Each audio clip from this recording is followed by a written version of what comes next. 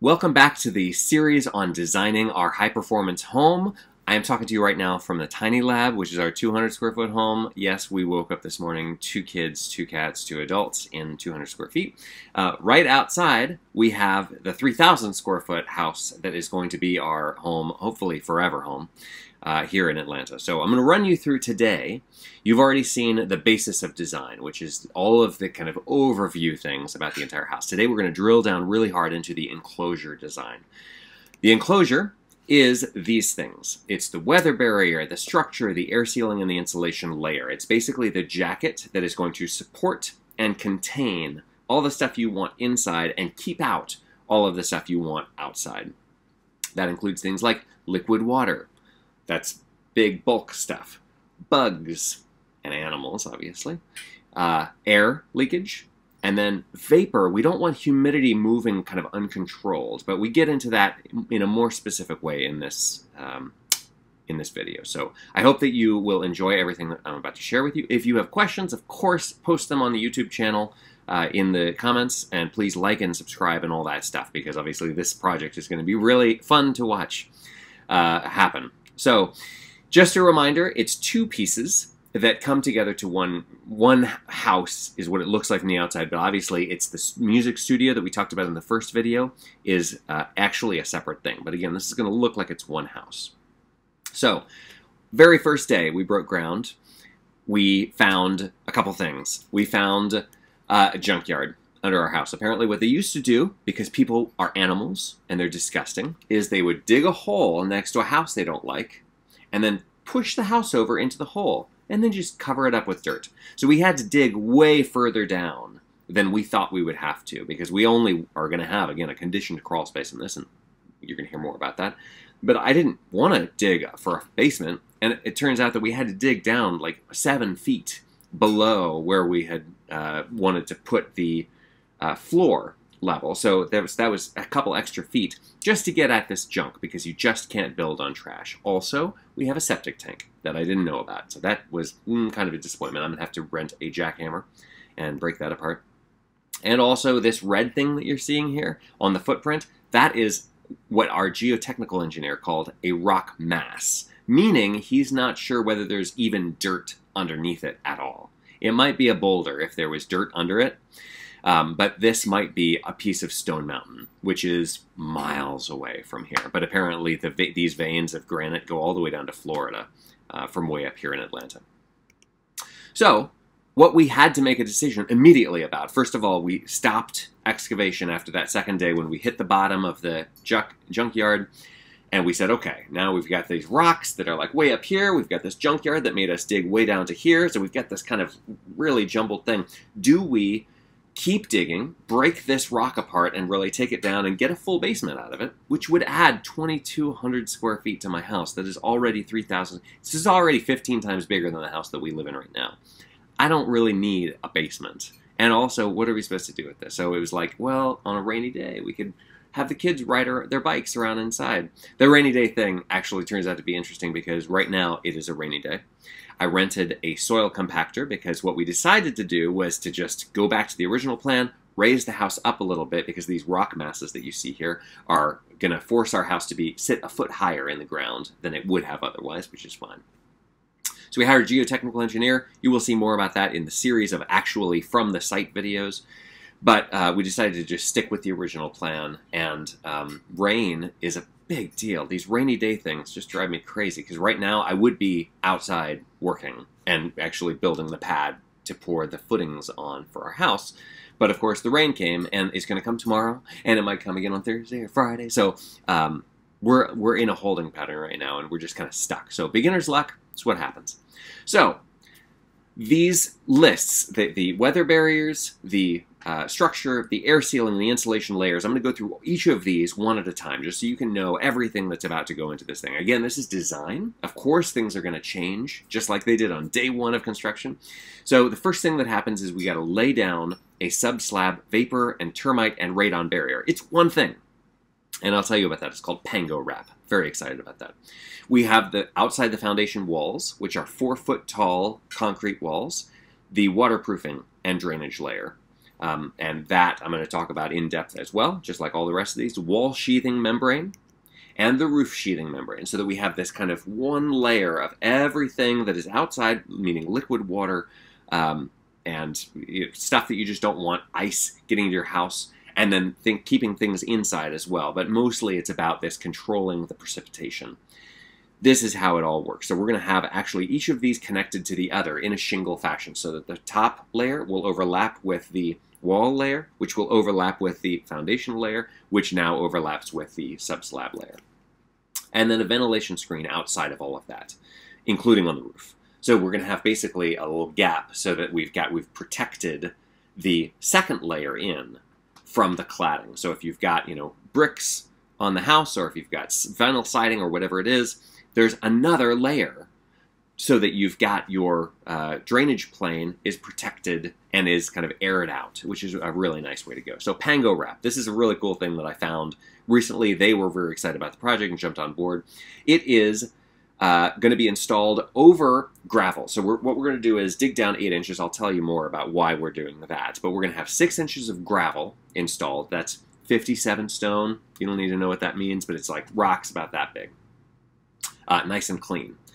And then also 2 inches of insulation. So it'll be 8 inches, and then we're going to put this Pango Wrap on the top. It's black, as you can see in this image, which is sexy. The tiny lab that I'm talking to you from right now is wrapped in black as well, and that's one of my favorite colors, so I like it. It blocks vapor. It's a really thick vapor barrier. Generally, 20 mil is like the heaviest that you're going to find installed in residential. So it is good at making sure that vapor very minimally comes in. It's not going to completely block, because remember we talked to the chemists at Home Chem, and in fact molecules of gases are going to go through almost everything. So what we're going to do is substantially cut it down. Just like we're going to build this place to be airtight substantially, we're going to build this to be vapor tight on the ground, because you do not want that water that is in the soil, even when it's dry-ish, there's lots of water vapor coming up through that, and it would seep right into the slab that's going to be sitting on that dirt, and then that would evaporate into the house. You just don't want any of that stuff. Termite block. This is a big deal, because we're in Atlanta. We have termites for sure. These subterranean termites, which will burrow underneath the ground and then come up, and they can basically fit through. I was advised not even to waste my time on a little termite block that's going to sit over the foundation wall like this, and they try to crawl up, and it's like, I can't get through there because there's a piece of metal. They will go in and find the screw, and they can fit up around the hole, around the screw, press themselves super flat. So you just really want to take this stuff seriously. So this thing is going to prohibit termites from coming up anywhere inside of the field of our slab, which is going to crack just about the time that it dries, which is probably going to be like a month or two, because it's going to be 2 inches thick. It's just a mud slab. It also provides the radon block. Again, very minimal amounts of radon might come up if we didn't have this radon mitigation system that I'm going to talk about partially in this video as well. And then we're going to pour this 2-inch slab directly on top. This 2-inch slab is going to have, it's too skinny to have mesh inside of it, which is normally how they would pour a slab. They like to have this wire mesh to make sure, because concrete does not do very well. If you press on it, it's going to be very strong. If you like pull on it or try and bend it, it's actually not that strong. So this tensile strength is what they need to do. And we're going to, instead of doing the wire mesh, we're going to have a fiberglass admixture, which is basically just like little bits of fiberglass that are mixed in there, and they do sort of the same thing. And that's just what you have to do with such a skinny little slab. The next piece of the puzzle is the form a drain. This is very interesting. It is the footing form. So you can see here in this image that what we've got is a completely flat surface. That's what we're bringing in this dirt. I'm going to have 15 truckloads of dirt that was supposed to be delivered this morning.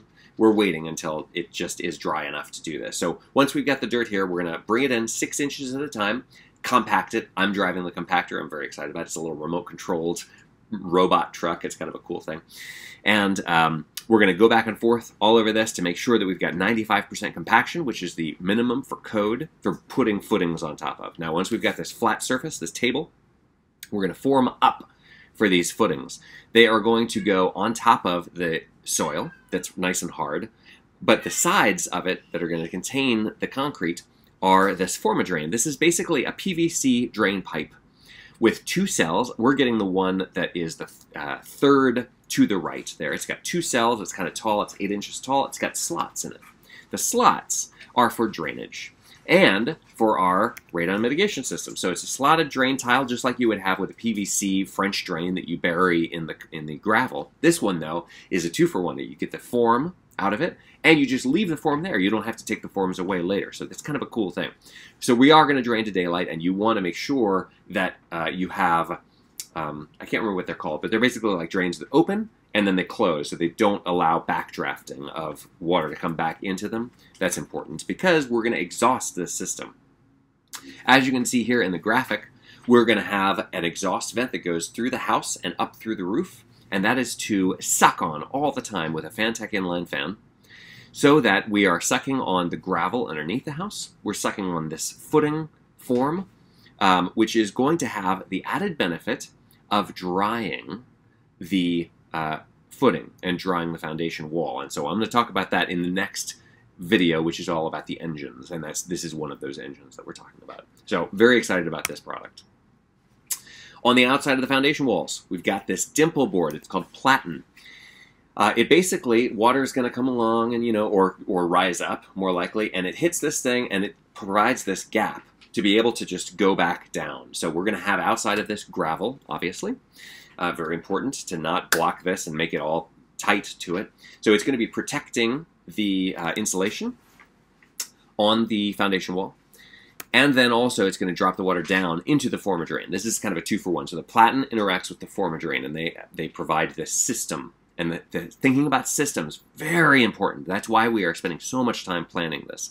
Not only am I not a great home builder, I am adequate, but there's all kinds of stuff that's going to come up. So if you don't have a good plan, and even though it's me on site, like I have my own best interests at heart because I have no other jobs. I am building no one else's house, and I will live in this until I die. Yeah, I want to do a good job. But if you weren't having this conversation with a builder, like, of course they've got other jobs. Of course they're not going to live in your house. You need to make sure that you're having these talks. So when we get to the walls, now that we've cleared these foundation walls, and by the way, right now we're going to have a poured concrete foundation wall, not a cinder block wall, which is what we were originally planning on, which is good. I'm happy about that. ForceField. So this is an all-in-one. It's sheathing and weather barrier. And you can see this pile of tapes and things like that. If you know how I built the Tiny Lab, you know I love tapes. Tapes are a very elegant way to seal things because you're slowing down, you're stroking your building, you're massaging the building. Like, it's very nice, quiet, no farting sounds from the caulk or the adhesives or anything. You don't have to worry about the paper flapping in the wind or deforming because of stack effect. As you can see in the Tiny Lab video, we had some days where the sun would shine so hard that it would billow out, and then it would be hard to, if you had holes in it, it would sure blow those tapes wide open. So this is going to make it very easy for us to do 2-in-1 sheathing, which is going to provide structural rigidity for the house, and then also weather barrier, and that's watertight and airtight. So this is 7/16 OSB. It's not what's called a structural 1 sheathing. Not important because we are not trying to build for a 200-mile-an-hour wind. We're trying to build for a 100-mile-an-hour wind because that's what we get here in Atlanta. This membrane that's on it is adhered to it. And by the way, one of the differences between ForceField and the other brand that it would be mostly seen out there is that the ForceField the membrane is adhered to the smooth side. So you can use the tape. The tape can be slightly different formulation. It doesn't have to form over the rough side. So that's kind of just one of the differences. They are different products. And you'll see me use, the 2 different versions of this fully adhered weather membrane in my construction life in general. I like membranes. I like sheathing. Put them together, it's great. But even in there, you're like, how exactly am I going to do this? So this tape is tearable by hand, which I'm very excited about. The flex tape, which is used for sills. You guys might be familiar with that from any, lots of different companies make something like that that's very flexible and you form it around windowsills. That also will be used to secure the bottom side, the bottom edge of these panels to the foundation wall. So we're going to have, again, a seal there. That's very important. And it's going to prevent water from coming in, bugs from coming in, air, and it's vapor open. Very, very important. Vapor open is important for me because I just like to make sure. I get comments sometimes where people say, oh, well, you don't have to worry about vapor coming through, blah, blah. Like, my job is prevention and prediction. And if it's possible that the weather changes, which it seems to be changing, then I want to make sure that I'm prepared for that. And so just having the option to not block vapor, because again, I say this all the time, if you block vapor from doing what it wants to do, then it's probably, just like a teenager, going to screw up your life. Don't try to stop it. So, and by the way, you can put it on vertically or horizontally. You'll see a little bit more about that soon. On the roof, we're going to have a 475 high-performance building supply called ADHERO. It's fully adhered. So you can see this person in the picture peeling off one portion of it. The rest of it, though, peels off too. So it's literally everything. There is no tape. It's fully adhered. And it's going to go over the top of the thermostat roof sheathing. So the roof sheathing is just plywood, about 1/2 inch. And then right on top of that, on the surface where the rain would get back behind the roof, potentially, or through holes in the roof, and then get onto my drainage plane, this is a fully... It's everywhere. It's not just in the eaves. And that is both for air tightness and for water tightness. So I like that because this roof sandwich that you'll see more about in a bit here is a huge area.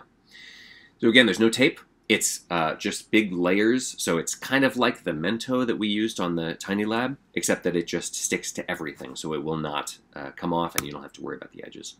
It's going to overlap the top of the ForceField, and I'll show you the detail on that. So we're going to have basically the same thing that we have on the Tiny Lab, which is an eaveless house. We have no eaves on this house, but we will have eaves that we add later to the big house.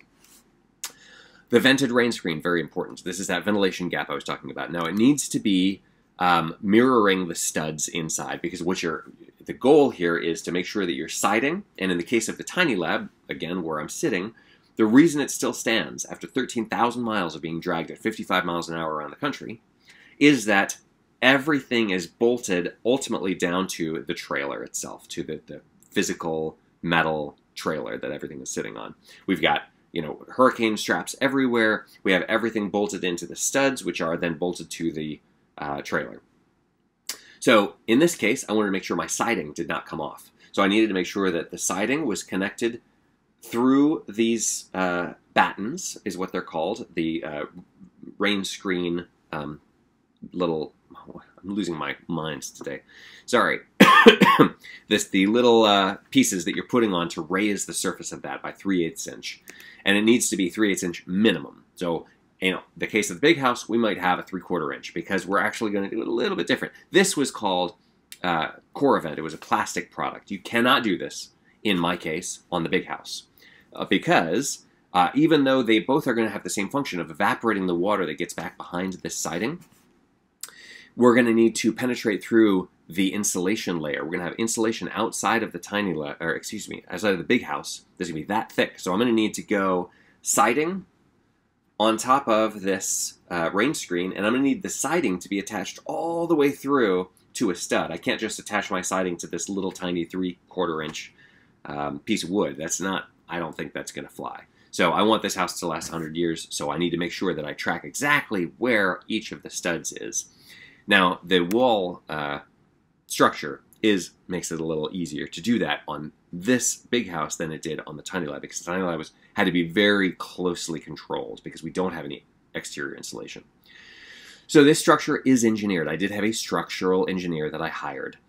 It cost me about $3,000, and honestly, I feel like I totally got my money's worth. So we're going to have what's called cast-in-place concrete footings. We're going to, again, form that up with the former drain, pour concrete in the middle. That all is perfectly level, and it's all been checked. I actually bought a $500 laser level that does 3 planes. I'm very excited about it, and I've already been using it. It's already come in handy. We're going to have the 4-foot-tall concrete foundation wall, and then in the field, because of course some of these rooms are 24 feet wide, we're going to have piers in the middle, and those each have a footing that's either 24-inch square or 36-inch square with another wall built on top of it. On top of that, we've got the framed walls. This is going to be wood framed with 2x4s and 2x6s. I will show you why the different dimensions are important. and then I-joist roof rafters, and also we're doing I-joist second floor system because of the spans that we have to deal with. So footings, this is what you've got here. They need to be 8 inches deep and 16 inches wide. That's a really interesting number because it's not what my foundation contractor wanted to do. He said, oh, well, 24 inch wide, 12 foot deep, or 12 inches. My structural engineer engineered it conservatively and said, okay, here's what the load of the actual house is. You only need to use this much. If I had gone with a 12 inch wide, 24 inch deep footing, that would have been a lot of extra concrete that I did not need. And I would have had to rethink my forma drain strategy because now I've got this gigantic thing. So it would change a lot of the conversation there. So I'm really glad that we didn't have to worry about that. More gravel in the field for the radon system, etc. But it does need to be a foot deep in the ground, and that's for frost line to make sure that it doesn't ever freeze and thaw, and break the house apart. And then this 95% minimum compaction, very important. That's why we rented that compactor, which I had to take back this morning because we don't know when it's going to dry out around here. And then gravel outside and inside to make sure that water is not a problem. Gravel is good because it's very compact. It's not going to, sink at all. And it has a lot of air in it. And you want to make sure that you have enough of it that the clay or the silt or whatever it is that you've got isn't going to fill all those holes and then render it useless later. Foundation walls. Wow, that looks really weird. I'm so sorry, guys. The foundation walls are supposed to be...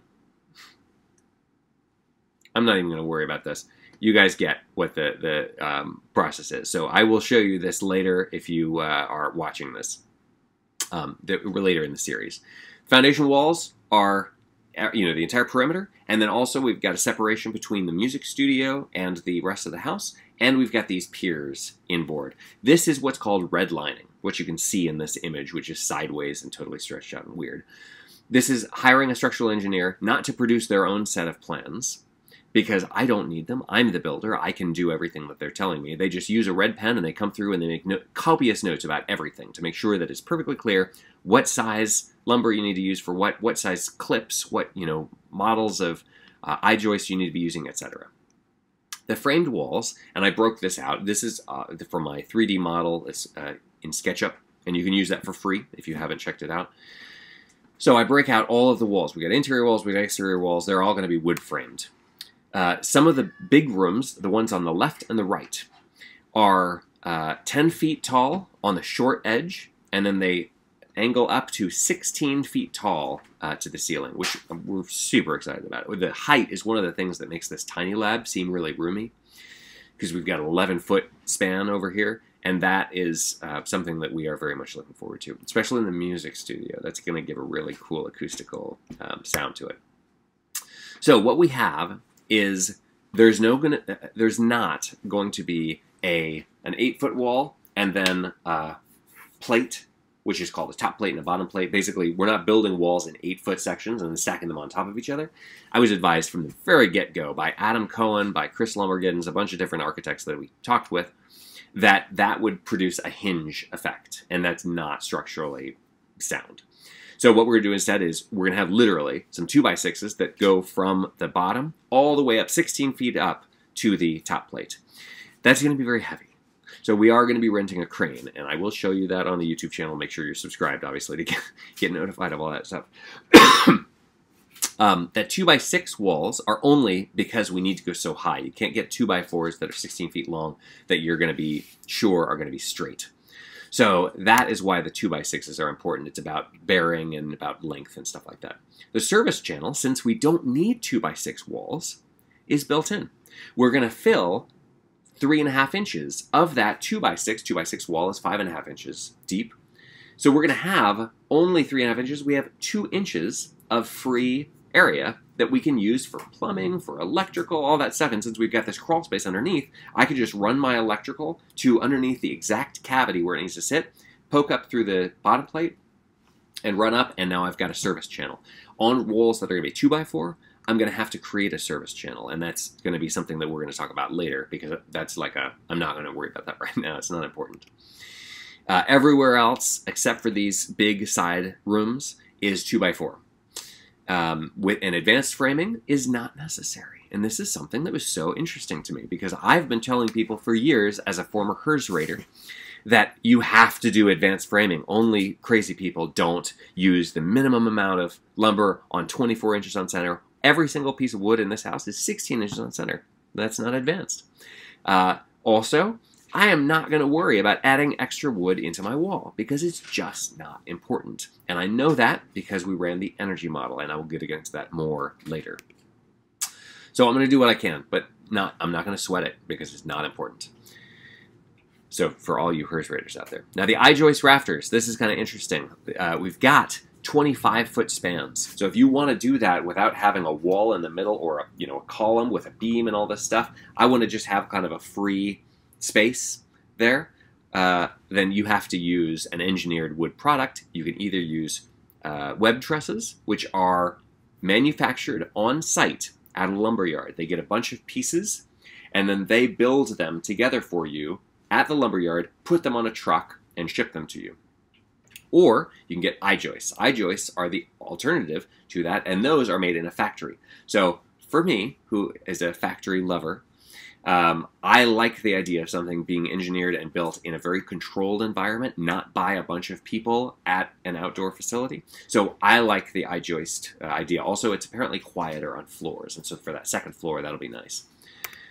We have an uninterrupted membrane from wall to roof. This graphic that you can see here, the detail, the membrane is going to go down the roof, and then it's going to go behind the eaves. You can see that these eaves are tacked on, just like I was describing before.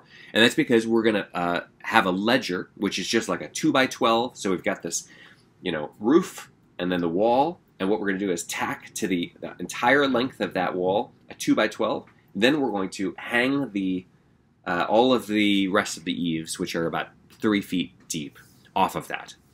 And it's structurally sound, and I get what I want, which is a totally monolithic control membrane over everything.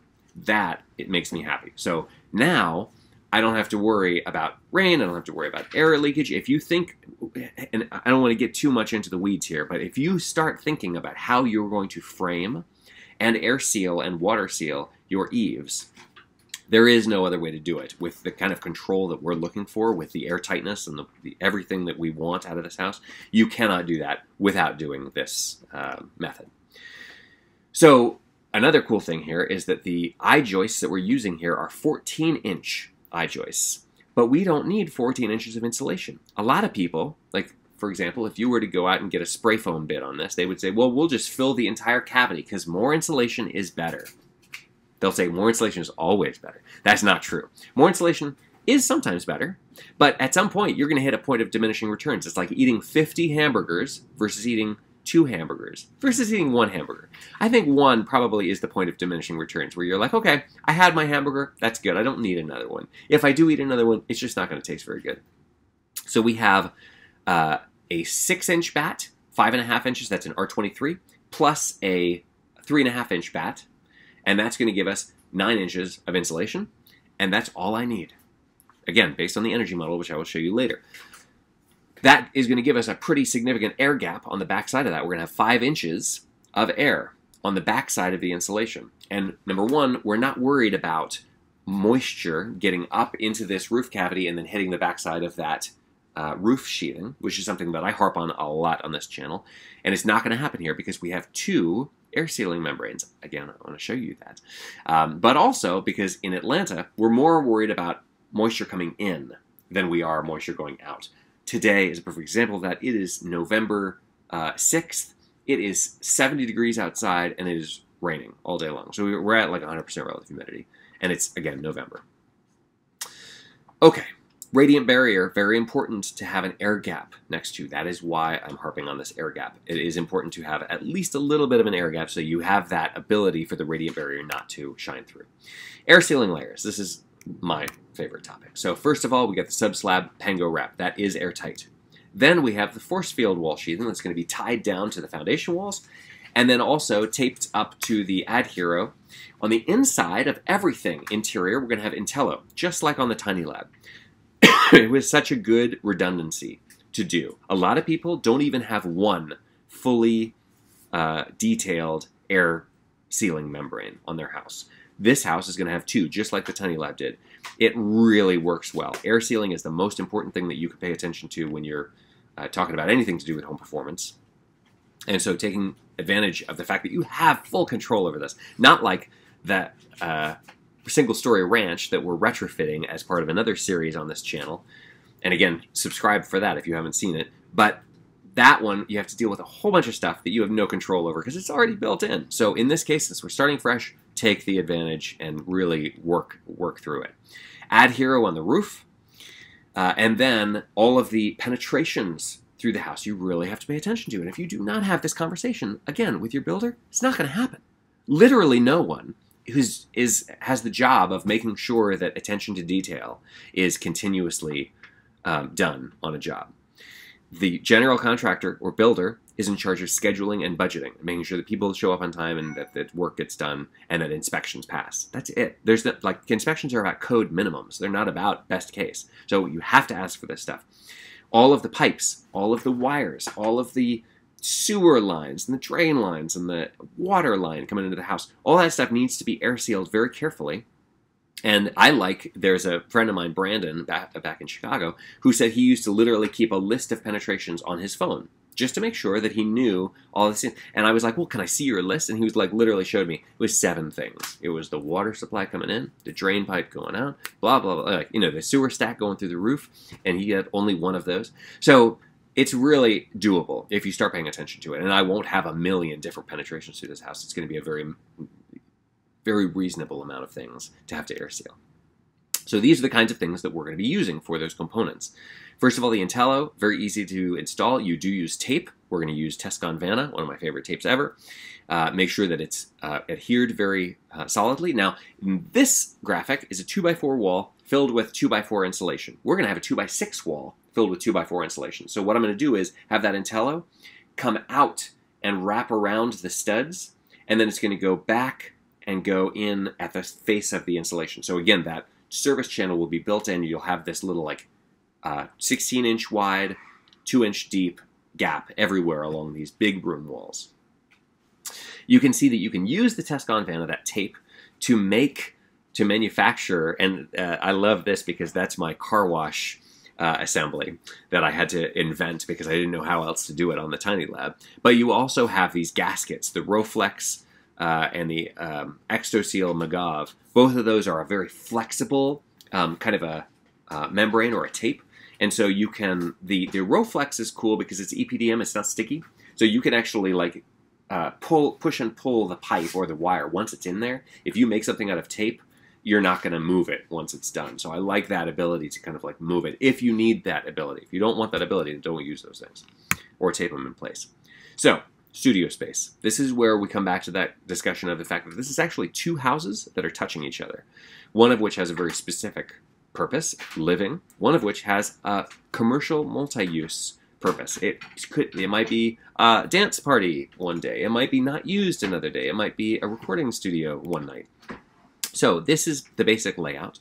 We do have a full bathroom in there because this will be a guest space at some point. There will also be a kitchenette. We have yet to find out where that's going to be. I don't care, to tell you the truth. Right now, what we need to do is get this place built, and then I can worry about putting the kitchenette somewhere later. So when you come into the house, you can take a right and you go into this studio space. Now, the studio space has a couple of interesting features to it that, again, we've been thinking of long and hard. First of all, crawl space. The conditioned crawl space underneath it is going to be connected to the studio space. We have a dehumidifier, which we're going to talk about in the engines portion. That's the next video in this series. But that crawl space is not a part of the rest of the crawl space. Again, we've got that full foundation wall between the 2 crawl spaces. So this one's going to have its own. The rest of the house has its own.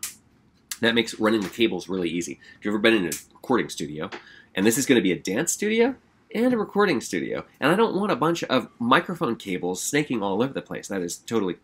It's going to drive me crazy. It's going to drive the dancers crazy. So we're going to be able to go straight down and into the crawl space, and then I can have bundles of wire underneath the floor, and that all makes me much happier. It's going to be totally air sealed and insulated from the house. Now this orange wall, this salmon colored wall here that you can see, is actually a double wall that separates the house from the studio. That is interesting for a couple of reasons. One is that it's going to give us a nice thick space to be able to run a plumbing stack through. So we can use that as our plumbing wall, potentially. We won't have to disturb the insulation too much. The insulation is not there for thermal control. But we're also not using what's called sound, what is it called? Rockwool, that I'm going to talk about in just a second here, makes something that's specifically for sound. And I know what the difference is now. I will tell you in a moment. No windows in this room either, which makes the HVAC very easy. And if you want to know what I mean by that, tune in the next video in the series about the engines of this house. So, the Rockwool insulation. We've got a sub-slab. We're going to have what's called Comfort Board 110. It's the densest thing that Rockwool makes. It's made for like the outside of really tall buildings. That's going to be R8. 2 inches of that. Outside the foundation wall, we got 3 inches of Comfort Board 80, which is slightly less dense. And again, that's 3 inches deep. On the exterior above grade walls, these wood framed walls, we're going to have R8 of, again, the same product, 80. Comfort Board 80. And that goes all the way up to the eave that you can see here, that we're, again, going to tack on later. And then we go to the walls. The wall cavities are R15, again, and the roof cavity only, no insulation outside the roof, is R38. That's going to be an R23, which is a 6-inch bat, plus an R15, which is a 2x4 bat. And then we've got the radiant sheathing. Radiant barrier is a metallic foil type of you think of it as a space blanket, and it's, again, adhered to this OSB sheathing. This is the Georgia-Pacific product called Thermostat. And it's going to, when it absorbs heat, it's not able to reflect that down into the house through radiation. That is very important in the South only. Please don't take what I'm saying and say, oh, well, this would be perfect in Alaska or in Illinois or whatever. Everything that you do to plan for your house needs to be really focused in on where exactly you're building. I would not build this kind of a house in Alaska. I would not build this kind of house in the Pacific Northwest. I would not build this kind of house in Arizona. I wouldn't build this kind of house in southern Florida. So this is very, very specific for where I'm doing. So please don't take this list of things that I'm doing and say, I want that in my house. That would be exactly the wrong message to take away from this. The reason that we have all these layers laid out in the way that we do is because we have a basis for understanding all this scientifically. We have an energy model, and we have a load calculation. And above and beyond that, we have a feasibility consideration, which is this. Let me just go into here. Let's look at the graph on the bottom. You can see that I've got the studio air handler and the main house separated. Those are the 2 big rooms. This is called what's called a block load. So the studio has a 1,500 square foot area, and by the way, that is because the software understands the crawl space as a 4-foot tall room that is 800 square feet, and the studio as a 13-foot tall room on average that is also 800 square feet. So don't take those numbers super seriously. The heating load is 7,000 BTUs per hour. That's the most heating I will ever need in the studio. The cooling load is 4,000 BTUs an hour. Feasibility-wise, the reason that I'm going to not add any more insulation to the studio at all is because I've already reached the point of diminishing returns. I have to install the exact same HVAC system that is installed right over my head that's running right now that you can probably hardly hear. It's the half-ton Mitsubishi mini-split. They don't make something that's smaller than a half a ton. Half a ton is 6,000 BTUs per hour in cooling mode. It's going to be oversized for the studio. So if I start adding more insulation, start filling up that roof cavity just because I've got the time and I've got the space, I literally cannot buy another piece of air conditioning equipment. That is the smallest one. So that's an example of the feasibility aspect of this. Heating, you can see in the cooling load total at the bottom, my entire house is 1.5 tons of air conditioning. Again, split system-wise, what most people have in their house, where you've got a compressor outside and then your air handler inside, the smallest one that anybody makes is 1.5 tons. So I'm literally, for a 3,000 square foot house, going to have the smallest split system that they make in America installed in my house already. So I'm not adding more insulation for that reason. Also, I can look at my annual energy cost over here, the total. Now, let's just say if I was to go full commitment and go passive house, which is the most strict and most, idealistic certification that you can get for a building. Let's just say, for the sake of argument, that I could cut that number by 30%. I could cut my energy costs by 30%. That's probably not possible, but let's just say, for the sake of argument, that you can. I'm paying less than $1,500 a year in utility costs. So if I cut that by, let's just say, for the sake of argument, $500. $500 over 30 years is, I could do some quick math here, $15,000. Is that right? So $15,000. Now, what it would cost me to add that extra 5 inches of insulation, and probably, since we're talking about foaming, it would be like a foam thing, which is 4 times as expensive as what I'm actually doing, which is Rockwool. Now, I end up totally not making my money back. So thinking that more is better, or that I should add R49 or R60 just because some certification tells me to, is not the right way to go about it, in my opinion. That's why we did all this stuff, to really dial in specifically what my family wants out of this house and how exactly to get there. So these computer calculations are very important. Now, roof layer-wise, we've got, going from the outside in, you see the yellow layer is the metal skin of the roof. That's going to be a copper-colored metal roof. It's going to be standing seam. I am not planning on putting photovoltaic solar, which is solar electric panels, up there yet, but I might change my mind sometime later down the road. And if you have a standing seam roof, they make actually clips that can clip onto that standing seam and hold your solar panels up there, so I don't have to drill holes in my roof. Isn't that awesome? So I will go ahead and pre-wire for that possibility, but I'm not too worried about it. Rainscreen is the little black battens that you can see there. That's going to provide that 3/8 inch or 3/4 inch gap. And I walk on this roof. This roof has a Rainscreen on it, and it's not my favorite thing to do, to go up there and like feel like I'm gonna bend my roof if I step not on one of the things. But it's pretty easy to follow the lines of screws and see where those battens are, and you just step in line with that. Also, I'm not going to get up on this roof very much. So the thermostat is that sheathing layer that has the built-in radiant barrier on the inside, on the house side, not on the outside. And that is then introduced next to a 5-inch air gap, which is the I-joist cavity, 14 inches deep. We've got the R38 Rockwool combination, R23 plus R15. We have the service channel on the inside. If I don't have, if I don't have the 2x6s on the walls, I have 2x4s. I'm going to have the same thing, this indoor ventilation channel, essentially. You can think of it as the same thing. And then Intello. And then the MGO, which we're going to talk about in the bells and whistles, which is the one after the next video in this series. But that magnesium oxide is something that I'm kind of excited about. So we'll talk about that more later. Windows. This is something that everybody always wants to know. What windows should I have? Really not too important. For a house like ours, when you're already tuning so rigidly, it does become important. So for most people out there, if you're like, hey, I'm replacing my windows because I can't open them, I can't see out of them, I just need new windows. Remember, don't do it for performance reasons, because windows are probably a drop in the bucket. They're not going to solve your problems if you have comfort problems. But if you're replacing them anyway, make sure you're getting a double pane at least, argon-filled, low-E coated. That's probably going to be good enough for most people.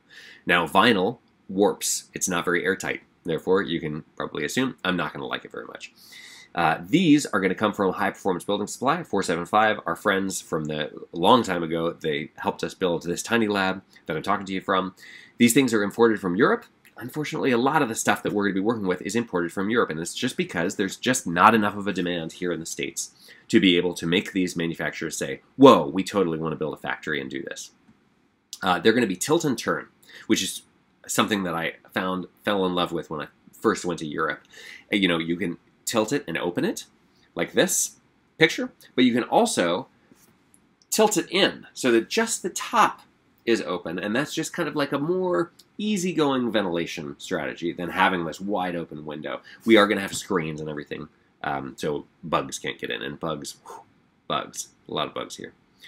These are going to be triple pane, argon-filled, double low-E coating. Double low-E coating is important, just like that thermostat on the roof, that's not going to allow heat to come into the house. The sun is going to provide way more heat to the house than we have to worry about escaping to outside. That's why, by the way, you have really thick attic or roof insulation compared to walls is because of outer space sucking your heat away in the nighttime. Not too much of a concern in general, though, for most people. Windows, though, sun shines in sometimes, and sometimes it's really cold outside and you will have heat escaping through it. And so we want to make sure that you've got heat is restricted in both directions. So you'll have radiant barriers on two faces, one to prohibit heat from coming in and one to prohibit heat from leaving.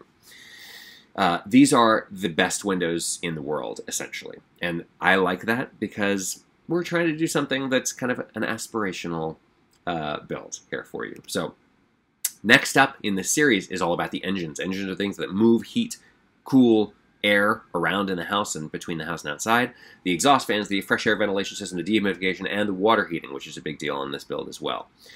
So please stay tuned for that. Remember that this is going to be on television. This build is going to be part of Season 2 of Home Diagnosis. Season 1 starts on January 2nd, and I hope that you'll stay tuned for that. You can actually tune into it here on this channel, because we own this show. This is our show. It's not like we, a network approached us and said, hey, we'd like to put home performance on TV. Nobody said that. It's because they don't know what it is. Once they know what it is, then hopefully they will be approaching other people and saying, hey, we'd like to have a show about blowers too. So again, Home Diagnosis TV is where you can see the sizzle reel for that and all the background info. And then also see the episodes when they come out in January. Now, these are our amazing founding sponsors of that show, so please do pay attention to people who put their money where their mouth is. All these companies, these 21 companies, put money towards this. In addition, BPI, Building Performance Institute, and the Home Performance Coalition, which is a coalition of BPI, Efficiency First, and the Home Performance group that puts on the conferences. And also now they have Home Energy Magazine. All of these groups are fantastic, and I totally love people who actually take action on this stuff. I asked lots of companies to give money for this, making this show possible, and lots of people turned me down. So I want to make sure that you know that these companies are the ones that actually do want to make sure that you get more information about this on television, because no one's ever made a show about building science for some weird reason.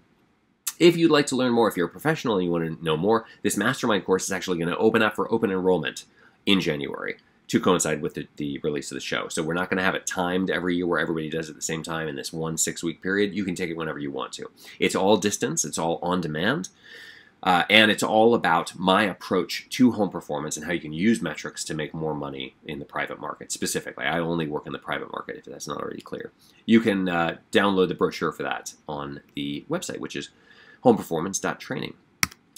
You can watch all of these videos. We've got over 300 now. All of the series on this build, all the series on the Tiny Lab build, all the series on Home Cam, all that stuff is there. So please do go over, if you're not watching that from the YouTube site as you're streaming this right now, please do go over to YouTube and check out that channel, because there's a lot of stuff there, and I'm very excited about all we're doing. Building Performance Podcast, on a little bit of a hiatus, but there's 80 interviews there. So if you want to know more about building performance in general, you can just go to buildingperformancepodcast.com or go to iTunes or wherever you get your podcasts. You can download that thing, and it's all free. So thank you very much for watching. Again, post your comments, post your questions. I respond personally to all of them. I'm a very accessible person, so please do stay tuned for all this stuff. If you want consulting on your own build, we can certainly help you with that. Remember, don't take what I just said as an ingredient recipe for any home that is not in Atlanta that wants to do what my family wants to do. This is like a very specific thing. All home performance is about performance. It's not about prescription. So what I did is not give you a prescription for how your house should be. This is a conversation. It's about you and what you want out of your house and where your house happens to be located and what the environment is going to do to it. So please stay tuned. Tune in next time.